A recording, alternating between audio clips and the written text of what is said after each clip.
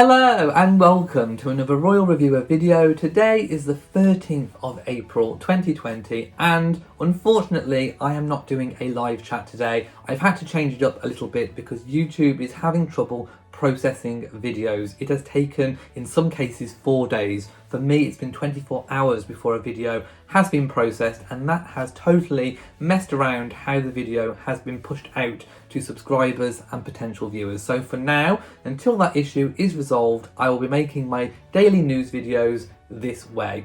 So today, I think the biggest story of the day is, of course, Prince William, the Duke of Cambridge. He has stepped up to become patron of the National Emergencies Trust. So this was communicated to us via Kensington Palace. I'm going to read the Twitter announcement, but there is also one on Instagram too. But they posted 16 hours ago saying the Duke of Cambridge has become patron of the National Emergencies Trust, and there is an @National Emergency Trust, which you can go to for further information. But I'm going to read the official information. So this was published on the 12th of April 2020 and reads: the announcement came as the Duke spoke with grassroots charities who are recipients of the NET's coronavirus appeal. Now, as we know, all of the royals have still been carrying out duties over the telephone where they have been able to do so, or they have made video messages, which we'll talk a little bit about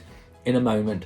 So on Thursday the 9th of April, the Duke of Cambridge talked via video link to local charities in Yorkshire and Powys, Wales, about the challenges they are facing and how they are using National Emergency Trust funding to support their communities. The Duke heard first from Moorlands Community Charity in the East Riding of Yorkshire, who run a food bank and are delivering freshly cooked hot meals to increasing numbers of isolated individuals. They have seen a significant rise in referrals to the service since the outbreak of COVID-19.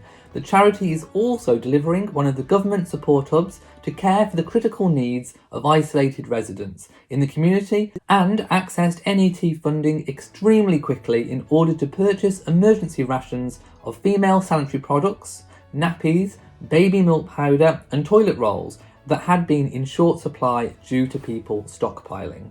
On his call to Daldidar, a community farm in Powys, Wales that supports people with disabilities and other marginalised groups, the Duke heard how the organisation have been changing the way they work. The Duke also spoke with the National Emergencies Trust in November of 2019 and launched their coronavirus appeal in March, which has also raised millions of pounds. The National Emergency Trust was created in 2019 as a result of discussions held within the charitable sector about how to effectively respond to national emergencies following recent devastating tragedies, including the Grenfell Tower fire and terrorist attacks in London and Manchester of 2017. The Trust works collaboratively with charities and other bodies to direct public donations to National Emergency Trust appeals and to distribute funds fairly and effectively through community foundations across the UK. 7 hours ago, Kensington Palace also tweeted, in conversation with Moorlands School in Yorkshire, who are providing freshly cooked hot meals to isolated people, about the challenges they are facing and how they are using National Emergency Trust funding for their community. So he has the left-hand side of the house and I have the right-hand side of the house, so that we don't infect each other just in case. Is this an excuse you've been looking for a while, Jackie? Yes, it's lovely having a double bed to myself. And where are you, Jackie, exactly? So Goole, which is in the East Riding of Yorkshire, Right. Lots of small villages, lots of rural isolation as well. We've been providing Meals on Wheels service for about 12 years now. So we do a hot meal that's freshly cooked that morning, and then it's delivered in thermal boxes straight to the customers. So they actually get a nice meal, not a frozen meal or in a plastic container or anything like that. And Jackie, how has the NET helped you? Has it given you some money, and what are you expecting from it? Because of the panic buy-in, there was a lot of items that families in particular were really struggling with. We got the application in, we got the funds straight away, so we could buy powdered milk for babies, we could buy sanitary products for women, nappies, all sorts. So those things that were vital but were being taken off the shelves of the supermarkets. So that was great that we had that really, really quickly and could have those resources there to support people. There's nothing like something like a crisis to bring you all together and, you know, to work cohesively, and that's really worked well. It's been fantastic. That's good to hear, Jackie. I agree with you. I think Britain is at its best, weirdly, when we're in a crisis. We all pull together, and that community spirit and that community feel comes rushing back quicker than anything else. Absolutely, yeah. This weekend we're sending out some bags of happiness.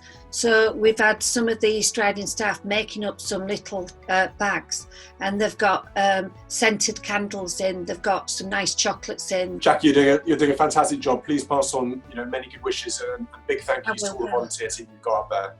Could I just ask you to do a high five for all of the volunteers in East Riding? Go high fiver.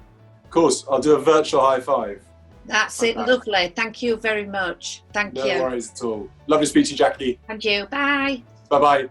On April the 11th, Kensington Palace also tweeted that the Duke of Cambridge has written a letter to the moderator of the Church of Scotland, which I'm going to read to you in a moment. But also, the Duke of Cambridge had been appointed the Lord High Commissioner to the General Assembly of the Church of Scotland in 2020 by the Queen, and had been due to attend the General Assembly of the Church of Scotland on behalf of the Sovereign, the Queen, in May, before cancellation due to COVID-19. So this letter is very, very special, and of course it is in place of that engagement which would have taken place in May.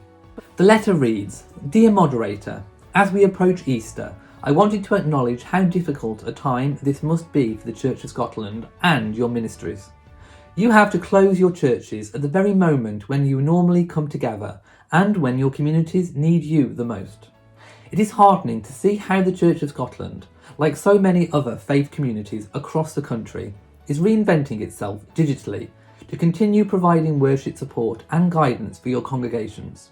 I have no doubt that this support, as well as other means of offering help, is hugely appreciated at this extremely challenging time, particularly by the elderly, vulnerable, those economically affected, and of course, those who have so tragically lost family and friends. I am sure that this continuing connection and support will be particularly welcomed this Easter weekend.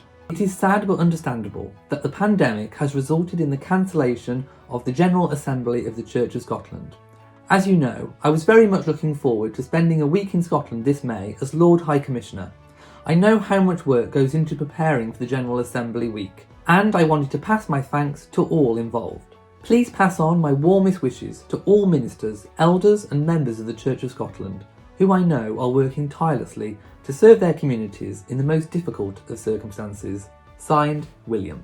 Next, I want to share with you a few Easter messages which have been posted on Royal Family's social medias, and I want to start with Kensington Palace. Of course, William and Catherine have posted a message. They say, wishing you all a happy Easter, and they've used a bunny emoji and a little chick hatching out of an egg with the hashtag stay at home, save lives. And they have posted a picture of Kensington Palace with loads of daffodils, really pretty daffodils in the forefront. It could potentially have been taken by William and Catherine before they moved to Anmer Hall, but they are actually staying at Anmer Hall in Norfolk. So obviously, as this is of Kensington Palace, it could have been taken by a member of staff on their behalf. But it is a really, really pretty, gorgeous photograph, very spring. It evokes all the passions of spring with the daffodils and of course the beautiful Kensington Palace in the background. Prince Charles, the Prince of Wales, via Clarence House, also posted a message saying, wishing you a very happy Easter. And of course, today you can listen to the Prince of Wales reading the Gospel for Easter Day services hosted online by Westminster Abbey and Canterbury Cathedral. His Royal Highness recorded a reading which relates the story of Jesus' resurrection. I will post a link to this recording in the description box. Princess Eugenie also posted a message which looks like cherry blossom from a cherry blossom tree. Really, really beautiful. Again, possibly taken by the princess herself. And she says, "Happy Easter to you." And to quote Her Majesty's Easter message, "May the living frame of the Easter hope be a steady guide as we face our future." And again, very, very wise words from Her Majesty. In other news, the Queen's eldest granddaughter, Zara Tyndall, is auctioning off a piece of artwork which she created of her horse Toy Town in honour of a very, very special cause. So the striking artwork, which depicts Zara's loyal steed against a green and blue background, which also shows kind of like a pencil underdrawing, is signed by Zara and is being sold for equestrian relief. Now this charity is currently raising money to support NHS heroes, and the online auction runs up until Tuesday. But if you want to take a punt at buying this artwork, it's expected to possibly raise as much as £100,000. As of April the 12th, the highest bid was currently £1,000. So depending on how that goes, it could fetch a lot of money for charity. Also, the final piece of news that I want to speak to you about today is regarding Prince Harry. Now, as we know, Prince Harry and the Duchess of Sussex, Meghan, have decided to step back from being full-time working royals. They are now currently residing in LA. And there has been mention in the media recently about Prince Harry dropping the surname of Mountbatten-Windsor. So I just want to give you my take on this. And this, of course, was in relation to his charity Travelist. So any company that registers, that sets up within the United Kingdom, even if it is a registered charity, has to register with Companies House. Now, all the Companies House information is public, so we can see the name which Prince Harry has chosen to use. If you have a title and you are in the royal family, you are known by title alone in the UK. In circumstances where you may be formally required to use a surname, royals would use the surname Mountbatten-Windsor if you are a male line descendant of Queen Elizabeth and Prince Philip, the Duke of Edinburgh.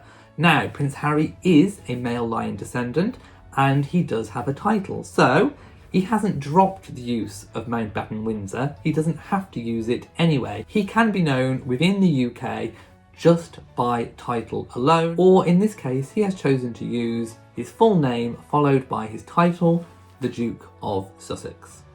And obviously, we can assume that Companies House did not require a surname. They are perfectly accepting of title alone. Right, so thank you so much for watching this video. I know it's a little bit different, and I will be going back to the usual style of live chats as soon as I am able to, once YouTube has resolved all of the issues. So if you have found this video useful and you like it, please give it a big old thumbs up.